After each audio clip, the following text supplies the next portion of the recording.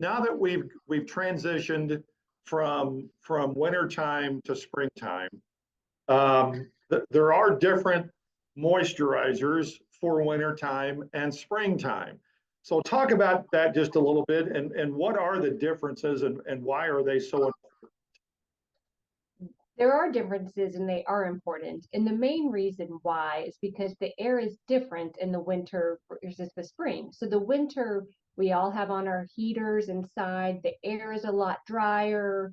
It's colder. We're taking hotter baths. Our skin is just sloughing more. And in the springtime, everything's beautiful and lush, and there's more water in the air. And so we want to take advantage of those things. And so I brought the two products that I use. There is no conflict of interest. And so all moisturizers are essentially oil and water. And we kind of divide those into humectants and emollients. And humectants are mostly hydrators, and they take the water from the air and they bring it into the body. And so in the springtime, you want to use products that have a lot of humectants. So hyaluronic acid is an ingredient that I like to look for. Glycerin, aloe, these are things that are going to bring the water from the air and into your skin. And so a lotion or a looser one, so, and I like to have this because it's in a liquid, it's in a pump. So you know it's going to be a little bit more watery, a little bit more water, a little less oil. It's going to take the water from the air and use it to hydrate your skin. So think of those as hydrators. And so you're looking for a specific type in order to make it work the most effective. Correct. And the brand doesn't really matter so much. You want to look at the back of the bottle always and look at those ingredients. So I like to look for the ingredients of hyaluronic acid, glycerin, aloe in the springtime. In the winter time, you want to look for a more oily product. Vaseline is wonderful. It's a wonderful occlusive. You know, we all have water in our skin. That Vaseline is going to sit on top. It's not going to allow the water in your skin to come out. It's going to trap it in there. A thicker cream with is going to do that better than a more liquidy cream or a more liquidy lotion. Does that make sense? Right. Petrolatum is my favorite occlusive, my favorite emollient, but that might be a little too sticky in the springtime. That might be better for winter. So a little less oil, a little more water in the spring. Are people paying attention to that? Do you think they know the difference between the two, or you get a lot of people that will use the wintertime all year long? Well, there's nothing wrong with using the winter time all year long because you're going to be occluding. But there is a problem with using the springtime stuff and the summer, more lotiony stuff in the winter because there's not a lot of water to draw into the skin at that time. All right, let's talk about the situation with the measles outbreaks. It seems like they have gotten, I can remember as a kid, you got the measles vaccination and you were okay forever. And so what's happening with this now?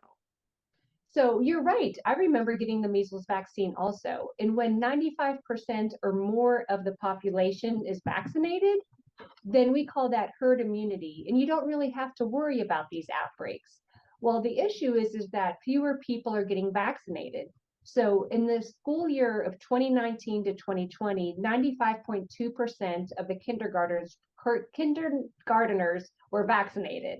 However, just in the 2022 to 2023 school year, that went down to 93.1%. And in Arkansas, it was as low as 91.9%. So we did not have herd immunity in our schools. And so if there was an outbreak of measles, or if somebody had measles, the likelihood of it being spread was pretty high. You get into that realm of people who are I don't want to get a vaccine. I don't want my kids to get the vaccination. Mm-hmm. But I know in your practice, you see a lot of this happening right now. Yes, I respect everybody's choice.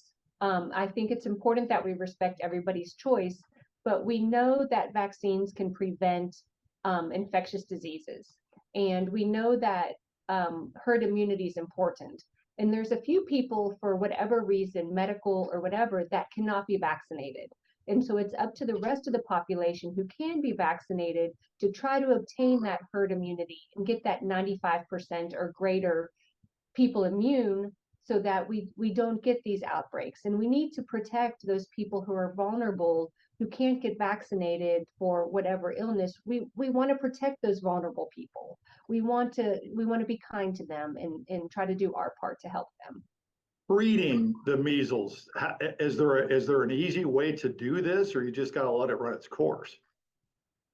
Well, if you get measles, there really isn't a very good treatment for that. My personal research is in a different virus. It's an HPV virus, or the virus that causes warts. And a lot of people say, well, can't you just cut that wart out? Well, I would love to, and it's a gamble because you really can't cut out a virus. If you have the virus, the only way to get rid of the virus is to develop immunity to that virus. And so we need to do as much as we can to keep our immune systems as healthy as possible.